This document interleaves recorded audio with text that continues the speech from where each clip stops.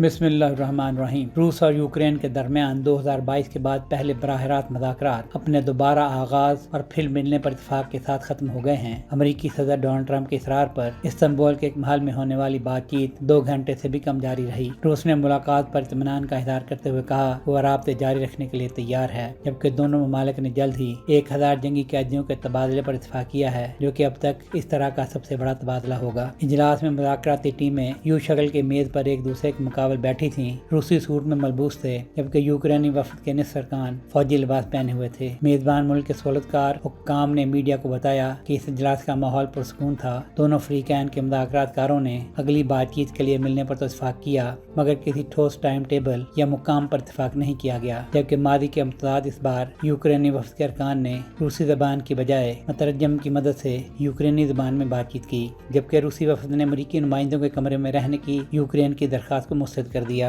اجلاس کے بعد یوکرین نے کہا ہے کہ روس کے مطالبات حقیقت سے بہت دور ہیں اور اس سے کہیں زیادہ ہیں جس پر پہلے بات چیت کی گئی تھی، جبکہ روس نے کہا ہے کہ وہ یوکرین کے ساتھ اپنی بات چیت کو 2022 کے مذاکرات کے تسلسل کے طور پر دیکھتا ہے جو استنبول میں ہی منعقد ہوئے تھے، لیکن اس وقت زیر بحث شرائط جب 2022 میں یوکرین ابھی روس کے حملے سے دوچار ہی ہوا تھا کہ تناظر میں بہت زیادہ ہیں۔ ان میں یوکرین کی فوج میں بڑی کٹوتیوں کا مطالبہ، یوکرین کے تقریباً 5ویں حصے پر روسی فوج کا کنٹرول، نیٹو کی رکنیت کے عزائم کو ترک کرنا اور ایک غیر جانبدار ملک بن کر رہنا شامل ہیں۔ یوکرین ان شرائط کے تسلیم کرنے کو موت کے مترادف قرار دیتے ہوئے مسترد کر چکا ہے اور عالمی طاقتوں خصوصاً امریکہ سے اپنے مستقبل کی سلامتی کی ضمانتیں مانگ رہا ہے، جس کے لیے صدر زیلنسکی نے اجلاس کے فوراً بعد امریکی صدر سمیت برطانیہ، جرمنی، فرانس اور پولینڈ کے رہنماؤں سے رابطے کیے ہیں۔ صدر پوٹن کے ترکیہ میں براہ راست مذاکرات کی تجویز پیش کرنے کے بعد زیلنسکی کی طرف سے استنبول میں ملنے کے چیلنج کو مسترد کرتے ہوئے وفود کی ملاقات پر اکتفا نے کسی اہم پیش رفت کی توقعات کو ختم کر دیا تھا اور جو تھوڑی بہت امید باقی تھی اس کا جنازہ صدر ٹرمپ نے یہ کہہ کر نکال دیا ان کی پوٹن سے ملاقات تک بڑی پیش رفت ممکن نہیں۔ اب کرملن نے بھی ٹرمپ کی بات سے اتفاق کرتے ہوئے کہا ہے پیش رفت کے لیے پوٹن ٹرمپ ملاقات ضروری ہے، لیکن اس کے لیے کافی تیاری کی ضرورت ہوگی تبھی اس کے نتائج برآمد ہوں گے۔ تازہ ترین اطلاع یہ ہے کہ صدر ٹرمپ نے مشرق وسطیٰ کے دورے سے واپسی پر اپنے انٹرویو میں کہا ہے کہ ان کا خیال ہے کہ وہ پوٹن کے ساتھ ایک معاہدہ کر لیں گے، لیکن اگر ہم کوئی معاہدہ نہیں کرنے پائے تو وہ روس پر بہت سخت پابندیاں عائد کر دیں گے۔ سہیل شہریار، آئی پاک ٹی وی۔